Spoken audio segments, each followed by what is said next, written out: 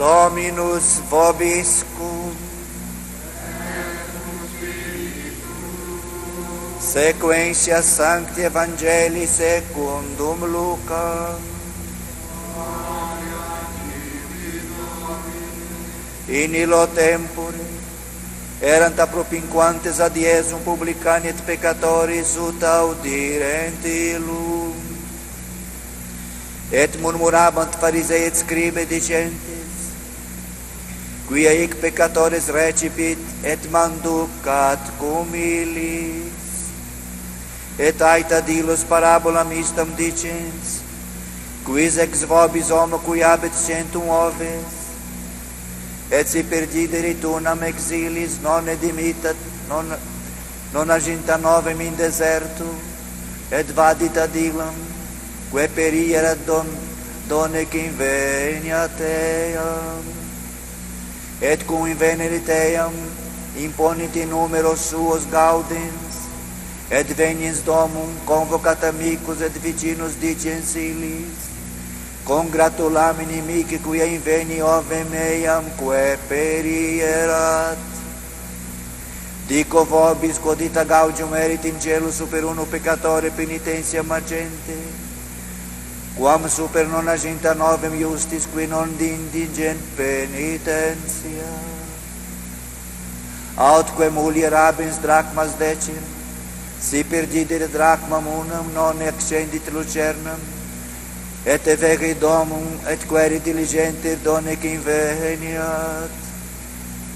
Et cum invenerit convocat amicas et vicinas dicens: congratulamen inimici quia inveni drachmam quam perdideram.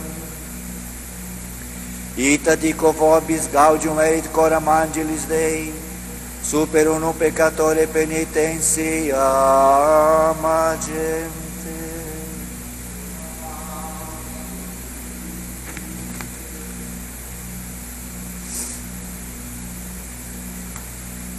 Naquele tempo, os publicanos e os pecadores aproximavam-se de Jesus para o ouvirem. Mas os fariseus e os escribas murmuravam, dizendo: este acolhe os pecadores e come com eles. Apresentou-lhes então esta parábola, dizendo: qual de vós, tendo 100 ovelhas, se perde uma delas, não deixa as 99 no descampado e vai procurar a que se tinha perdido até a encontrar? E depois de a ter encontrado, não a põe todo contente aos ombros, e de regresso à casa não chama os amigos e os vizinhos, dizendo-lhes: congratulai-vos comigo, porque encontrei a minha ovelha que tinha sido perdida. Pois digo-vos que no céu haverá também maior alegria por um só pecador que se arrepende, do que por 99 justos que não precisam de se arrepender. Ou ainda, qual é a mulher que, tendo 10 dracmas e perdendo uma, não acende a candeia e não varre a casa e não procura diligentemente até a encontrar? E depois de a ter encontrado, não chama as amigas e as vizinhas, dizendo-lhes: congratulai-vos comigo, porque encontrei a moeda que tinha perdido? Assim também eu vos digo que entre os anjos de Deus haverá alegria por um só pecador que se arrepende. Verbum Domini.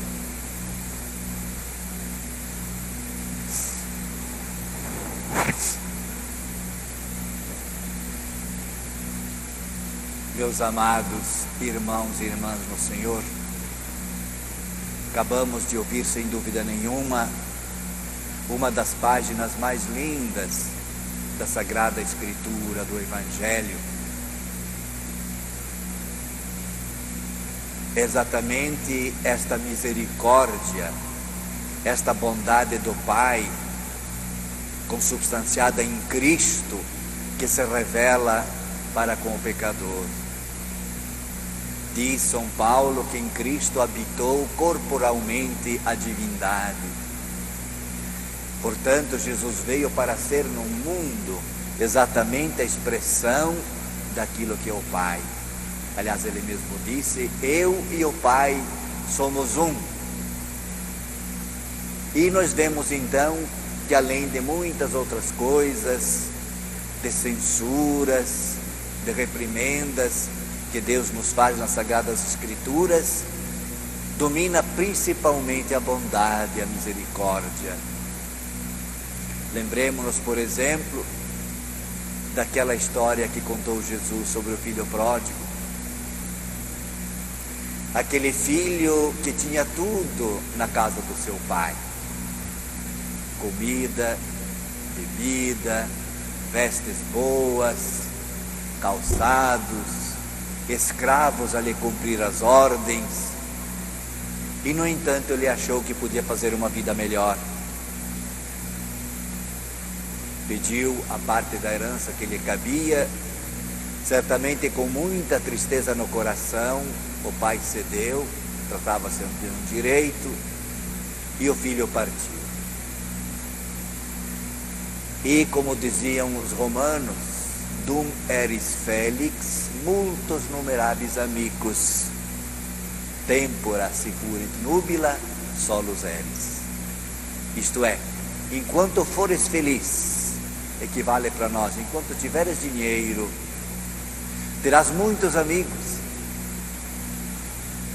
Mas se os tempos se tornarem escuros, isto é, se sentir a necessidade das coisas primárias, você estará só. E foi o que aconteceu exatamente com este jovem.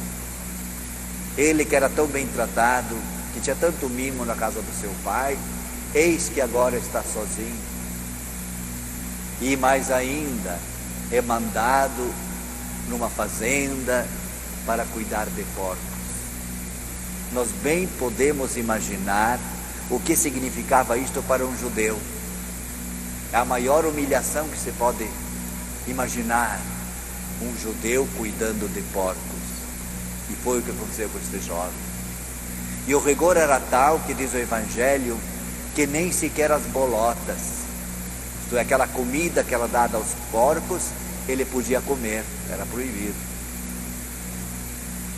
Mas foi justamente quando ele caiu no mais negro da sua sorte, abaixo de tudo que podia cair, não havia mais lugar para cair. Foi lá que ele então acordou. Lá que ele começou a pensar: na casa de meu pai há tantos escravos, e todos eles têm pão à vontade, e eu aqui, que sou filho dele, a passar miséria. E ele então se arrepende: não, eu vou me levantar, irei a meu pai, direi a ele: eu não sou mais digno de ser chamado teu filho, aceita-me porém como um dos teus escravos. Vejam, amados, o tamanho do arrependimento, podemos até dizer o tamanho da conversão. Ele achava que, sendo filho, estava sendo cerceado em algumas coisas da sua liberdade. Agora ele percebe claramente que ser escravo do seu pai era uma vida muito superior àquele que ele levava por sua própria escolha, ou por consequência, melhor dizendo, da sua própria escolha. Levantar-me-ei, irei a meu pai. Eis o primeiro passo daquele que se converte. Mas não ficou ele apenas nas palavras, realmente o fez. E diz o Evangelho que o pai, sempre esperando a volta do seu filho, todas as tardes saía no alto, onde se descortinava uma grande estrada, um grande caminho, a ver se o filho por acaso não estava voltando, até que um dia aconteceu isso. E o normal que podia parecer para nós é que o pai talvez recebesse o filho. Muita gente pensaria direto: não, este filho não merece mais voltar para casa. Pela ingratidão que ele demonstrou, pelos bens que ele dissipou, ele não merece mais voltar para casa. E o mandariam embora. Assim certamente pensariam muitas pessoas. No entanto, aquele pai faz exatamente o contrário. Ele se prostra, diz: pai, pequei contra o céu e contra ti. O pai não quis escutar mais nada, começou a distribuir suas ordens. Tragam imediatamente vestes novas para este meu filho, dei um banho, vestes novas, sapatos novos, colocai-lhe anel no dedo. E nós sabemos, entre os judeus, ter o anel no dedo era ser reintegrado oficialmente dentro da família. Portanto, aquele filho pródigo não só recebeu as benesses da casa, mas foi tratado como filho, assim como era de fato. E continuava a festa. Vão, matem um novilho bem gordo, façam a festa, porque este meu filho estava morto e reviveu, estava perdido e foi encontrado. Eis como Deus nos trata, com toda misericórdia, com toda bondade, apesar das nossas maiores ingratidões. E nós vemos hoje no Evangelho também que esta é a mentalidade das pessoas. O pecador deve ser deixado de lado. Criticavam Jesus porque ele se hospedava com os pecadores. Quando então ele conta esta outra história tão linda do Novo Testamento, da ovelha perdida. Novamente, como o filho pródigo, que pensássemos talvez que deveria ser castigado antes de ser recebido, pelo menos isso. Ele é recebido com toda alegria, com toda festa. Assim também o pastor não castiga a sua ovelha, não a vem tangendo com seu báculo, batendo nela para que ela volte para o seu redil. Ao contrário, coloca no ombro e com todo o amor atrás de volta para o seu redil. E todas essas histórias são contadas exatamente para mostrar como Deus nos trata. Por isso que dizemos, Deus é aquele que odeia o pecado, mas sempre ama o pecador. No entanto, é preciso, para que nós nos tornemos dignos desta misericórdia, desta bondade infinita do Pai, que nós façamos também a nossa parte. Vejam, apesar de toda a fraqueza, de toda a miséria, de todos os pecados que o filho pródigo prometeu, ele, no entanto, teve a humildade. Levantar-me-ei, irei ao meu pai e lhe direi: eu não sou digno mais de ser chamado teu filho, me recebem, porém, como um dos teus escravos. Ele se colocou no seu lugar. Deus sempre ama os humildes e resiste aos orgulhosos. A nossa parte, portanto, é exatamente esta: não nos colocarmos acima dos outros, porque às vezes, porque fazemos alguma coisa boa mais que os outros, o pensamento, a tentação logo nos vem: eu sou melhor. E não só isto, somos levados a desprezar os outros que eventualmente não são como nós. Não. Vejam, Jesus frequentava os pecadores. E isto era motivo de crítica. É claro que nós não só podemos, mas devemos nos aproximar das pessoas que eventualmente não têm a chegada na religião como nós temos.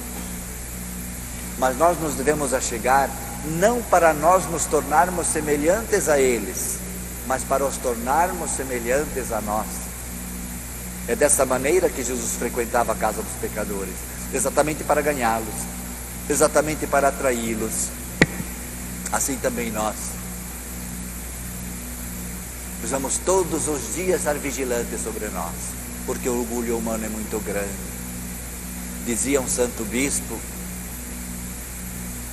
que o orgulho é uma coisa que está em nós e normalmente morre meia hora depois de nós.